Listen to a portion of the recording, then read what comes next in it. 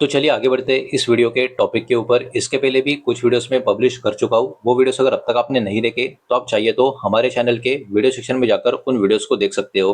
तो एक बहुत ही बड़ी रिपोर्ट, बहुत ही बड़ी खबर मार्केट में आते हुए आपको नजर आएगी, जिस खबर का रिएक्शन कुछ समय तक बाजार के कुछ चुनिंदा सेक्टर्स के जो कंपनियां है उनके ऊपर हमको देखने को मिल सकता है। और एक खबर क्यों इतनी बड़ी है ये थोड़ा आपको यहाँ पर समझ कर लेना होगा।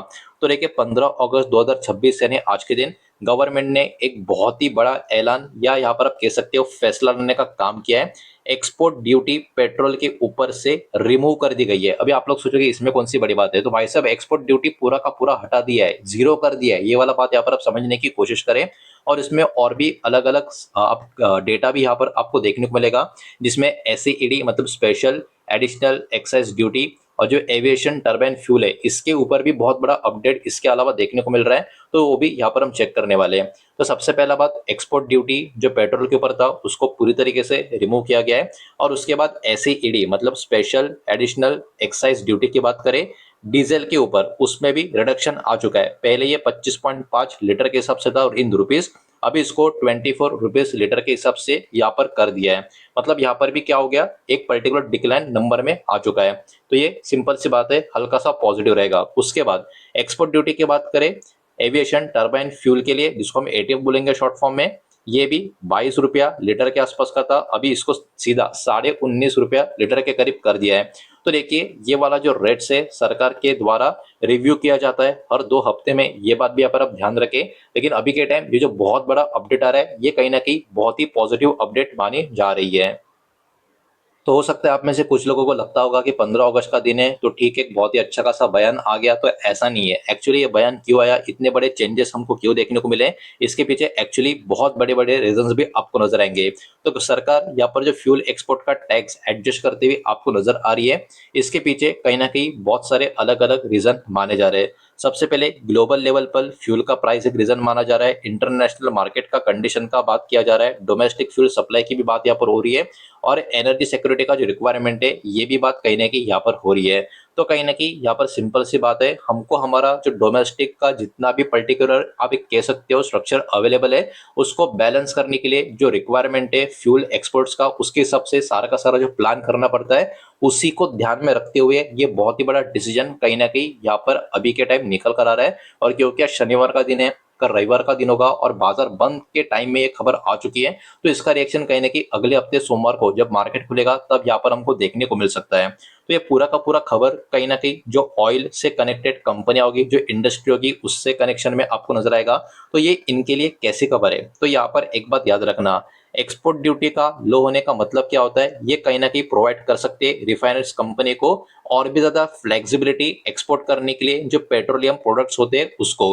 तो ये कहीं ना कहीं इन कंपनियों के लिए निगेटिव नहीं बल्कि पॉजिटिव बात क्लियरली मानी जा सकती है। जब एक्सपोर्ट टैक्सेस के ऊपर लो हो जाता है, मतलब एक्सपोर्ट टैक्स जो होते हैं वो जब लो हो जाते हैं, तो एक्सपोर्ट से कनेक्टेड टैक्स का बर्डन भी इन कंपनियों के ऊपर का क्या होता है, डिक्रीज होता है। तो ये पॉजिटिव बात होती है। उसके साथ साथ रिफाइनर्स को कहीं ना कहीं और भी बेटर इकोनॉमिक्स इंटरनेशनल सेल्स पे मिलती हुई नजर आ सकती है या आती है। साथ ही साथ एक्सपोर्ट का जो कॉम्पिटेटिवनेस है इसमें भी इंप्रूवमेंट देखने को मिलती है। तो देखा जाए तो ये सारी चीजें इन कंपनियों के लिए, इन इंडस्ट्री के लिए काफी पॉजिटिव मानी जाएगी। लेकिन यहाँ पर जो एक्चुअल प्रॉफिट जो होगा वो डिपेंड होगा कि किस तरीके से ये कंपनियां ग्लोबल रिफाइंड मार्जिन, क्रूड का जो प्राइस है और प्रोडक्ट प्राइस का जो डिमांड सप्लाई जो भी होता है वो किस तरीके से यहाँ पर रहता है और ये कंपनियां किस तरीके से इसको मैनेज करती है। तो ये इंडिविजुअली हर एक कंपनी का जो स्ट्रक्चर है, जो गेम प्लान होता है उसके ऊपर भी डिपेंड होगा। लेकिन ओवरऑल एक खबर के हिसाब से ये खबर इस इंडस्ट्री के लिए तो काफी अच्छी और काफी बड़ी पॉजिटिव मानी जा रही है। तो खबर काफी बड़ी होने के कारण बाजार के बहुत सारे कंपनियां, बहुत सारे शेयर्स कहीं ना कहीं फोकस में बने रह सकते हैं। तो वो कौन से हो सकते हैं उनके नाम एक एक करके देखेंगे, लेकिन उसके पहले वीडियो को लाइक कर देना, वीडियो को शेयर कर देना। पहली बार चैनल पर आ चुके हो तो चैनल को भी सब्सक्राइब जरूर कर देना। सबसे पहले ऐसी कंपनियों के ऊपर नजर डालेंगे जिनका कहीं ना कहीं एक डायरेक्ट कनेक्शन आपको देखने को मिल सकता है, जिसमें रिलायंस इंडस्ट्री लिमिटेड ये वाली कंपनी मार्केट की फोकस में रह सकती है। बिकॉज ये वन ऑफ द दुनिया की लार्जेस्ट रिफाइनिंग कंपनी आपको देखने को मिलेगी जिस कैटेगरी में ऑपरेट करती है। इनका सिग्निफिकेंट पेट्रोलियम प्रोडक्ट्स का एक्सपोर्ट का एक्सपोजर भी आपको देखने को मिलेगा। और किसी भी प्रकार का चेंजेस एक्सपोर्ट ड्यूटी में जब भी होता है वो कहीं ना कहीं इस पर्टिकुलर कंपनी के ऊपर उसका इम्पैक्ट आता हुआ नजर आएगा। अब वही बात है, इम्पैक्ट कितना अच्छा आएगा कितना खराब आएगा ये आने वाले समय में पता चल जाएगा, लेकिन ये वाला कंपनी मार्केट के फोकस में बना रहेगा। उसके बाद इंडियन ऑयल कॉर्पोरेशन लिमिटेड, ये भी हमारे देश की एक मेजर रिफाइनिंग और फ्यूल मार्केटर कंपनी आपको देखने को मिलेगी। साथ ही साथ रिफाइनिंग और पेट्रोलियम के प्रोडक्ट्स की बात करें जो एक्सपोर्ट करती है, ये भी कहीं ना कहीं इस पर्टिकुलर चीज के कारण इसको अफेक्ट होता हुआ नजर आ सकता है। ये बात भी कहीं ना कहीं हमको देखने को मिल रहा है। उसके बाद बीपीसीएल, ये वाला कंपनी फोकस में रहेगा।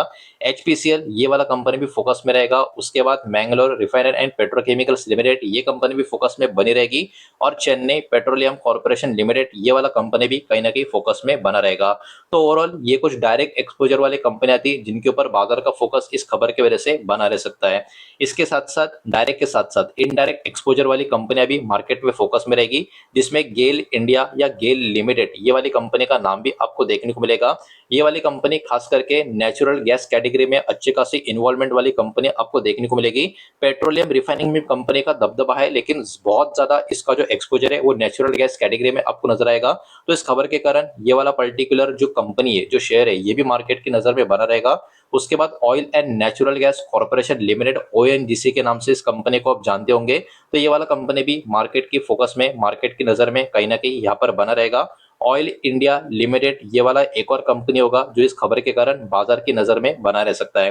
तो देखिए बहुत सारी कंपनियां हैं जो मार्केट की नजर में अभी बनी रहेगी। अब देखिए खबर ये बहुत सारी कंपनी के लिए अच्छी भी हो सकती है, बहुत सारी कंपनी के लिए न्यूट्रल पॉजिटिव, न्यूट्रल नेगेटिव भी हो सकती है। जिस तरीके का उनका गेम प्लान होता है, किस तरीके से कंपनियां अपना मार्जिन, अपना जो भी पर्टिकुलर फाइनेंशियल से वो प्रेजेंट करते हैं, उसको मेंटेन करते हैं, उसको प्लान करते हैं उसके ऊपर। तो ये भी चीज कहीं ना कहीं आप लोग सबको यहाँ पर ध्यान में रखनी होगी।